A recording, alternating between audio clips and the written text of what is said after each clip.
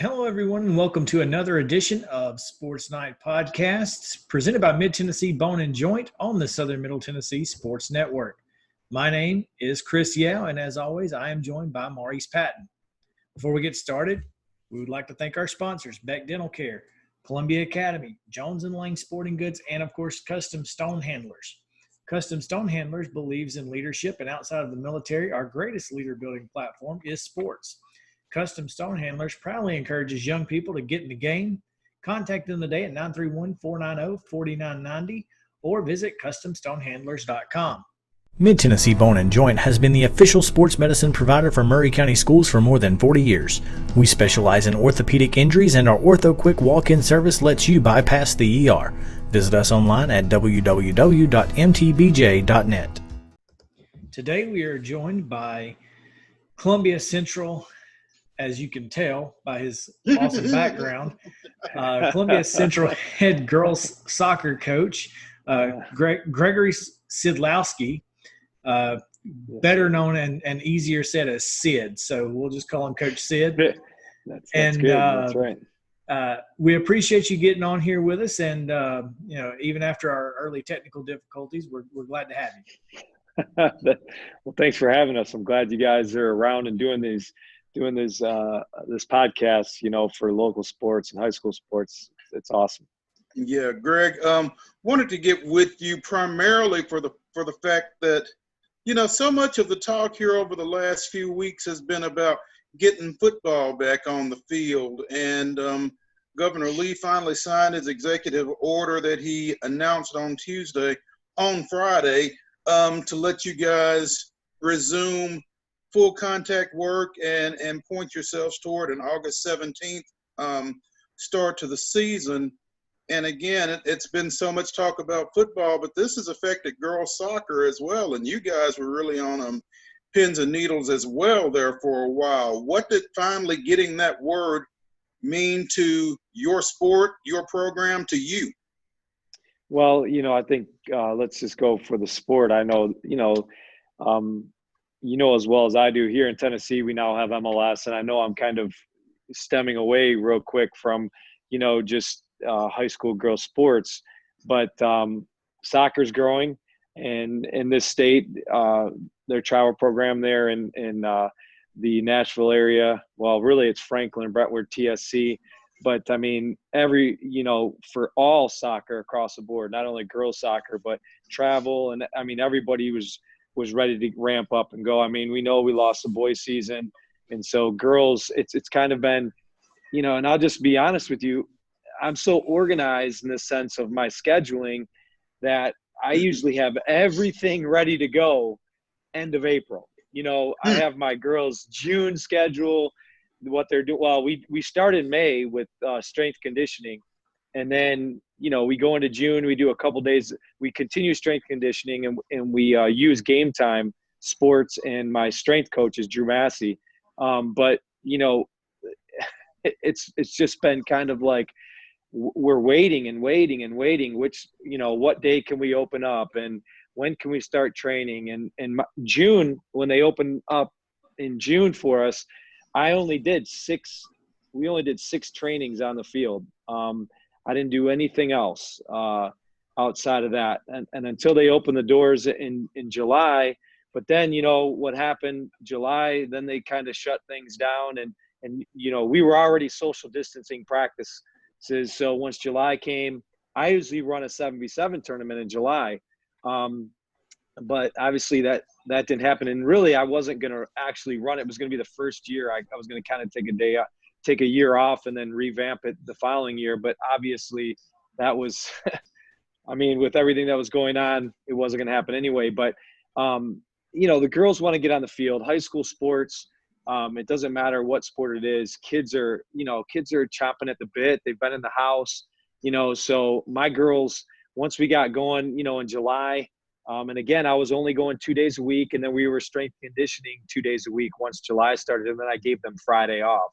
So, and I'm just being honest with you guys, I really felt that we weren't starting until September. So my planning in the back of my mind was September 7th, we're going to get vamped up. So really this whole thing now, it's kind of like, oh my goodness, and all these coaches are calling and trying to text, and then one group of coaches, they can't schedule you in. And but it's meant a lot just to get on the field. I got a new practice facility here at Central, which is absolutely amazing. I'm not practicing across the street from the stadium, so I'm excited. I've been cutting that since June. It's pretty much just like a fairway if you brought your golf clubs out. It's beautiful. Our kids love it. We got a new locker room for our girls soccer and boys soccer here at Columbia Central. So soccer's, it's looking up. But there's right now, and you guys know this, there's a question mark. There's, we're going, things are, we're practicing. We're actually getting, physical, which is a huge thing. But there's still question marks out there, guys. No question. And Sid, after having gone through the spring that you went through with the boys, getting a week into the season and then losing the rest of it, is there that fear in the back of your head that's going to be the end result once again with girls? Yeah, you look at it right now. I've talked to coaches in my district, and they're doing their senior night like their first home game. And I'm just going to be honest with you. I have a parent meeting on Thursday, right? This Thursday. So my voice to the parents would be, I think at our first home game, we should have our senior night. And because you just don't know the unknown as of right now. And obviously the school doors are opening and people are coming. We're going to pour the students back into the school building, which, that's fine. We're ready to do that, but we all know with any type of disease, what can happen. So, the doors close, we're going remote teaching, and then, what's going to happen with sports. So, it's still, I hate to say it and repeat this word, we're probably going to repeat it. The unknown is just the unknown. Once we get started and going back to the boys, it's just a heart-wrenching thing for Columbia Central boys. Cause it's just a tough thing, but hey, everybody in the state had to deal with that. And, but girls right now, when you step your foot on that pitch for the first time, guys, and your season's going, then you're just like, okay, we've crossed at least that bridge, right. And what's that going to look like? It's going to be totally different scenario than, we've ever seen before. All right. Well, and kind of continuing on that thought train there, do you feel like the experience with the guys and the girls seeing that, do you think that they will take every game a little more seriously? Every match will be the biggest match of the year because it could very well be the last one? Yeah, I totally agree with you. I've asked some of my, girls, and their answer is they're just happy there's a season. If you ask them, they're just happy there's a season. And so each game, I believe the weight is going to be totally different than a normal season where you're kind of building into that. You got your preseason games and you've got your play days. That's all gone. So we're starting right off. If you look at our schedule, and I don't know did I send that to you? You did. You did. Okay. Yeah, we start off back to back with, Franklin County. Franklin County is defending district champs. They're loaded. Their 8th grade group coming in is loaded, and we're going to be playing them back to back. So I think we'll both be rusty. I think every soccer program in the state of Tennessee will be rusty. Not being able to kind of play those preseason games and get those things out of the way that, the corrections, the things that we're doing wrong. So we're going to do and you got to think, guys, we're rushing now. We're rushing. I was literally backing off of practice. My practices were like just 2 days on the field and 2 days in there because I literally felt, there's no way. He stopped it at the end of June, and I'm thinking, hey, the it's going up. I'm thinking, okay, I think they're going to want to take it another month, and we're going to start in September.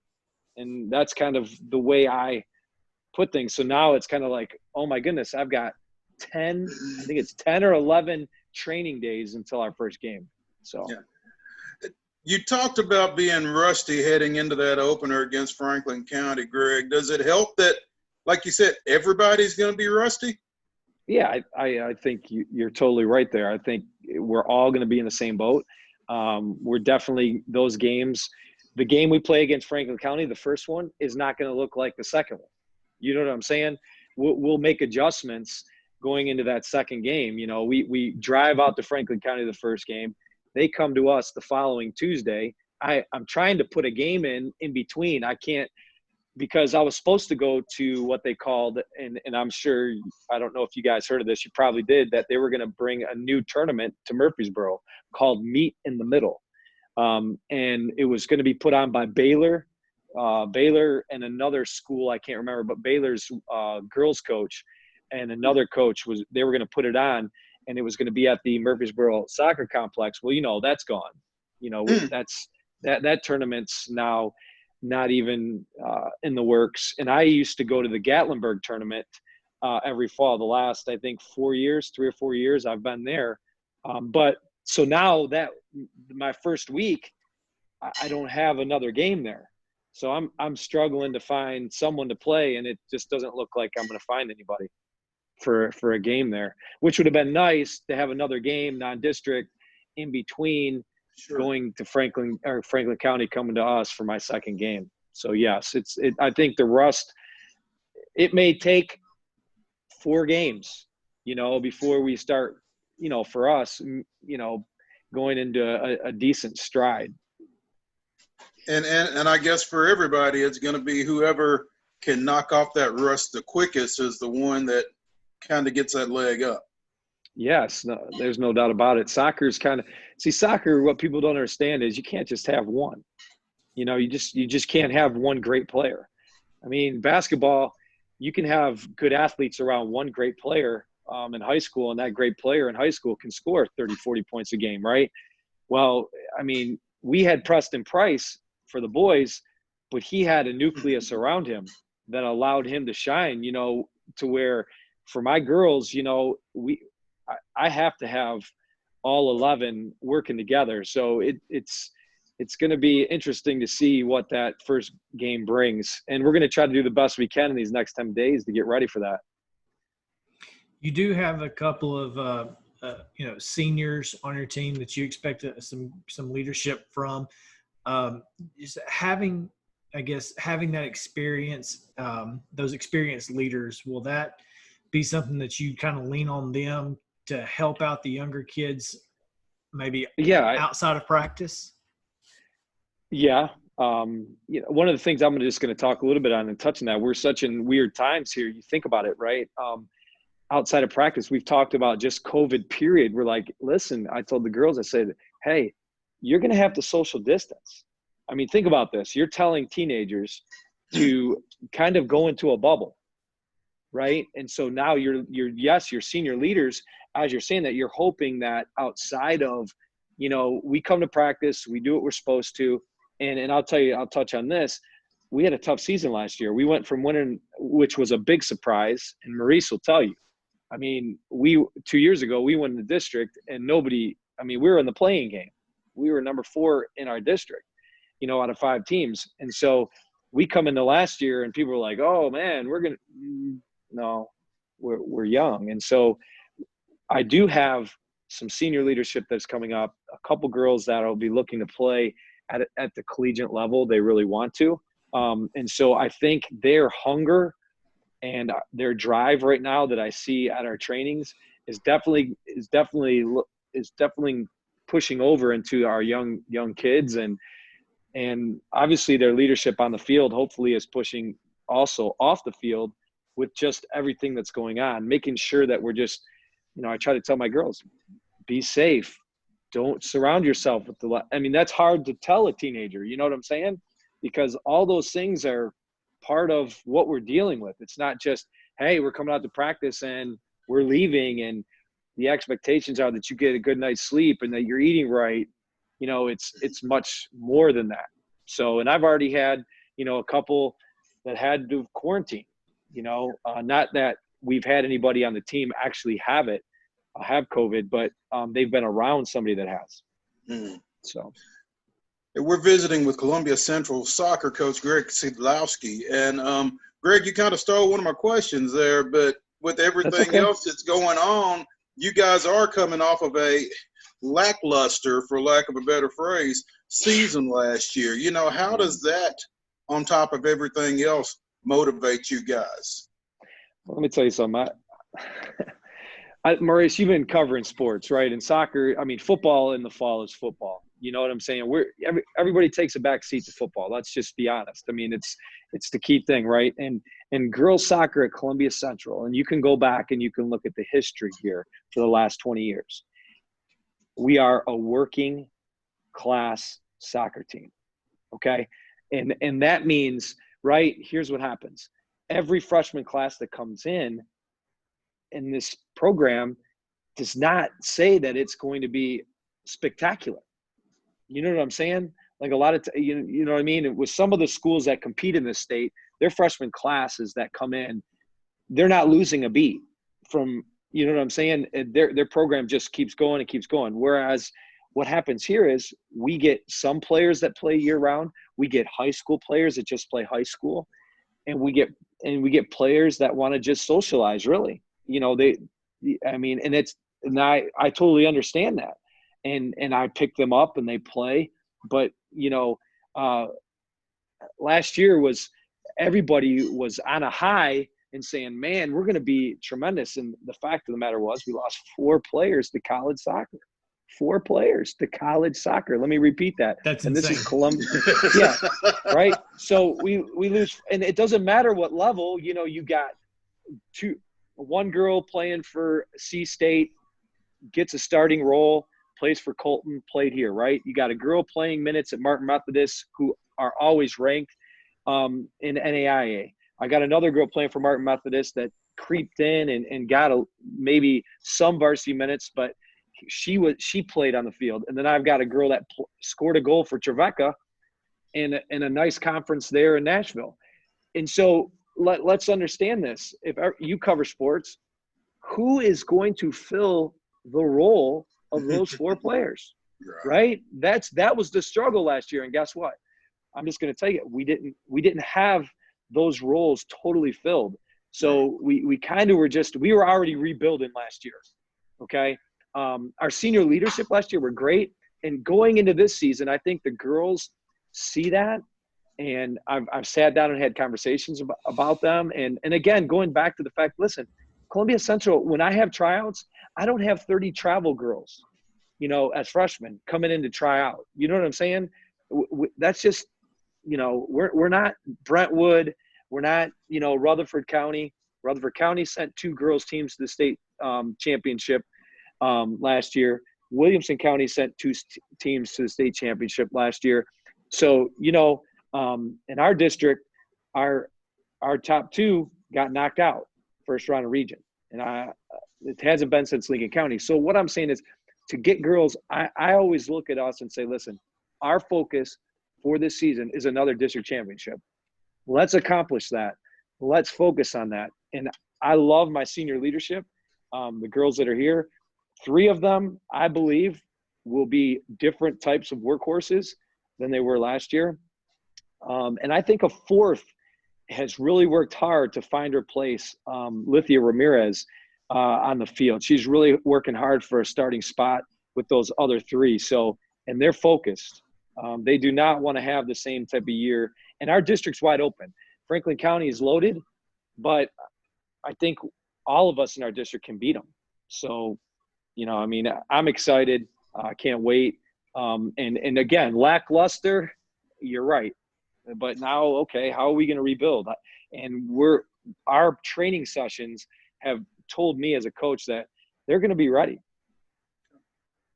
That's awesome. Well, Coach, just real quick, want to make sure that we get folks acclimated with their schedule and where they can find you guys. I know you guys have a Twitter account, but also, you know, where can folks keep up with Columbia Central girls soccer? Well, here's the thing, you know, and we'll definitely have a better Twitter account right now. I'm going to probably try to get a parent to get involved in that and make sure that that's going just like I did with the boys. But we're definitely going to be on the CHS Twitter, so the Columbia Central Twitter. We'll also be putting ourselves out there on Facebook and those type of things. So whatever, we also have, I think we also have an Instagram page as well. So whatever we can do to get our games out there, we definitely are going to be putting it on the school social media, and then along with we're going to be putting together a new Twitter through a parent for Columbia Lady Lions soccer. Hey, before we let you go, Greg, we've talked a lot about soccer, but I know that this football season, whenever it gets started, is going to be pretty exciting for you as well. Talk a little bit about young Mr. Szydlowski. Oh, man.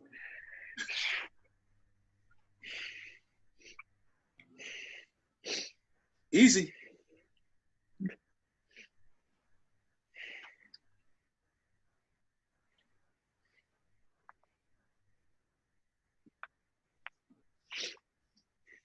There's a little dad pride right there. Yeah, I was just thinking that's the proudest I've ever seen a dad on. Yeah.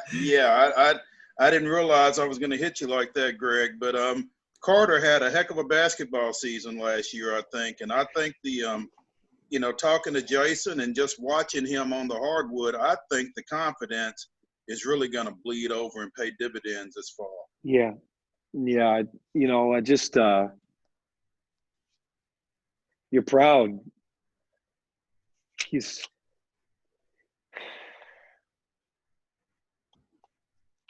a hard worker.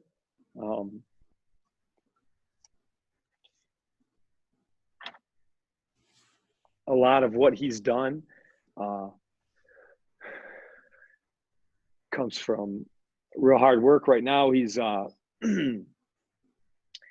and just to touch on basketball, but yeah, basketball is really going to help him. And from last year, but going into this year, I mean, he's excited. He has a chip on his shoulder, and a lot has to do with just recruiting. His mom and I, his mother and I, he's in a recruiting pool that goes from NAIA through all FBS. And let's just go back. He's a team player. I'm not talking about him going beyond. I think this year, let's just be what he wants his team to win.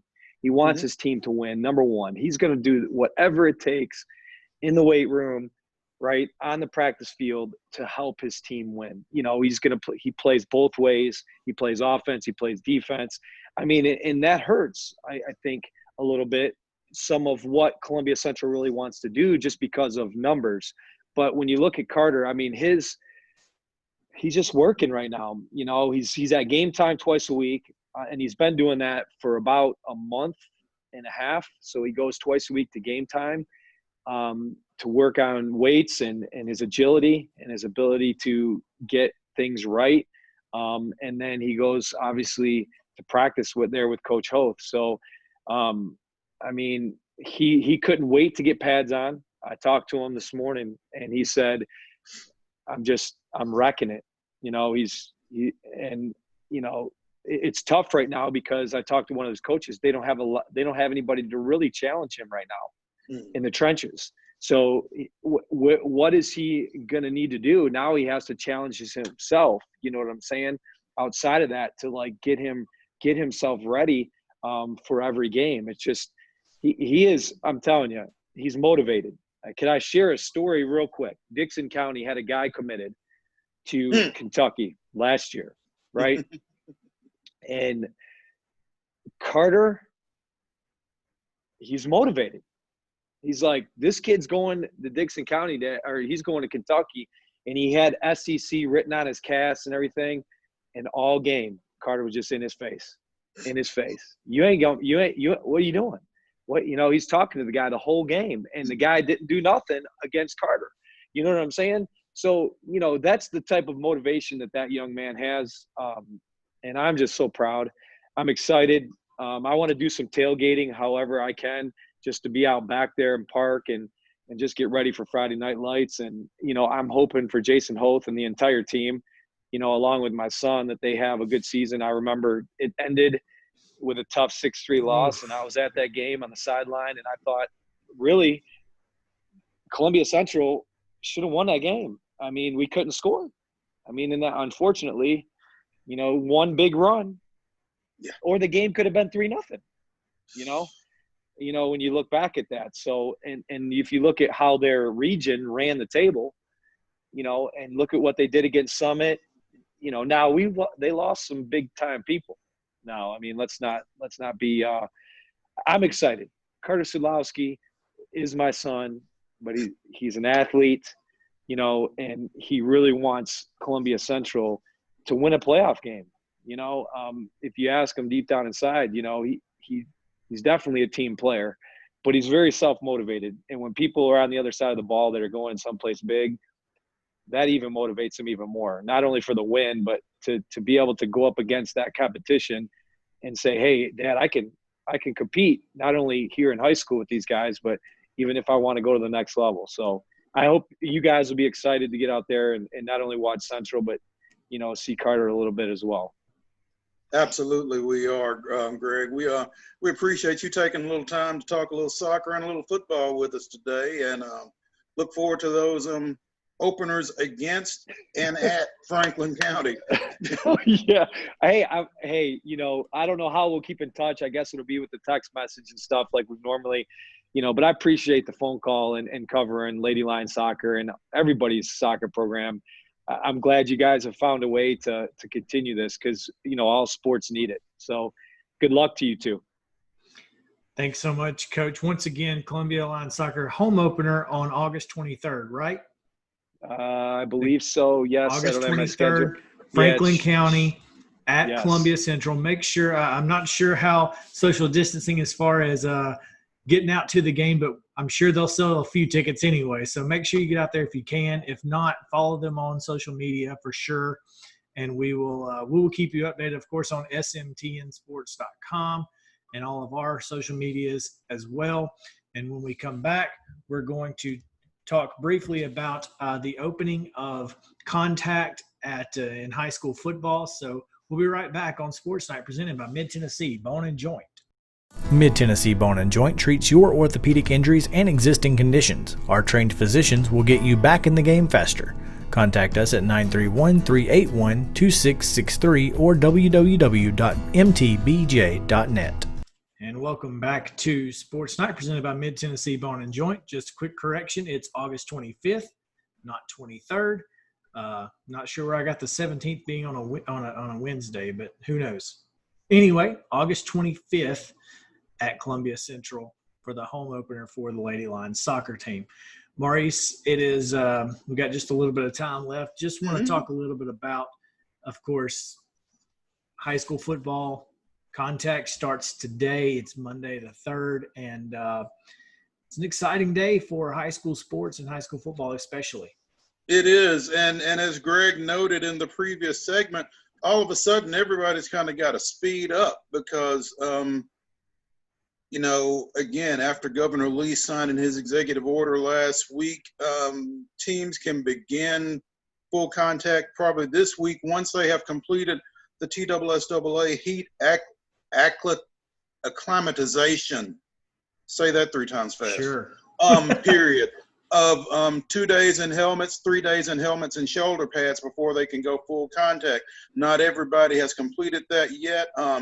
Mount Pleasant and Columbia Academy will both be going full contact on Monday. Columbia Central will go out on Tuesday in full gear. Spring Hill won't go until Thursday, but all of that is in anticipation of August 21st season openers. Now, we're sitting here today on Monday, August 3rd. Now, there's not going to be any preseason scrimmages. There's not going to be any jamborees. So that August 21st, that's when everything is for real, and that'll be the first time these teams are lining up against somebody different. And so it's going to be interesting, but you're talking about basically less than 3 weeks from now till the season openers. And so there's going to be, as Greg was saying, again, a lot of unknowns to deal with as far as that goes. But a lot of folks are excited. We're getting football back. We're getting girls soccer back for however long we have it, I guess. Yeah, I think the senior night in the beginning of the year is probably not a bad plan. Just real quick, we saw, and again, this is baseball, but we saw over the weekend where Iowa, essentially they host their high school baseball in the summer, like every year. They always do it. So it's very similar to what we see in Legion ball here and the travel ball tournaments. But there was a lot. I saw some statistics. 94% of the teams were unaffected throughout the entire state. But the teams that were affected, they were saying the students and the players weren't getting the virus necessarily from each other. It was from going out, to the grocery store, to the convenience store, and that sort of thing. And just like, Sid was talking about earlier, you're talking about high school kids. Every week I see kids in the parking lot at Church of the City in Spring Hill, just hanging out in the parking lot. They're still kids. And it's tough. It's tough on adults to do everything that we need to do to try to keep ourselves safe. And so to expect kids to be able to adjust, 16, 17, 18-year-olds that already think they're 10 foot tall and bulletproof anyway, it's just it's a tough ask. And you just hope for the best. We want to keep everybody as healthy as we can. Not necessarily for athletics, just, you hate the thought of losing somebody. Sure. There's so many things we don't know at this point, but that being said, high school kids are going to be out. High school kids are going to high school kid. Exactly. So again, there may not be much of a difference between them playing high school football or going to the convenience store or hanging out in the parking lot at Church of the City in Spring Hill. There you go. We might as well get to hit somebody in the process, as Louis Lastic said on Remember the Titans. I'm just here to hit somebody. There you go. Or as Dontavius Ellison from Mount Pleasant said yesterday. He did say that in your story on sm-tnsports.com. Shameless plug on our own podcast. There we go. Yeah, but it's an exciting time, and with everything that's going on, it's no less exciting, and hopefully we can support these teams and these kids and these coaches, and everybody can get through it as best they can.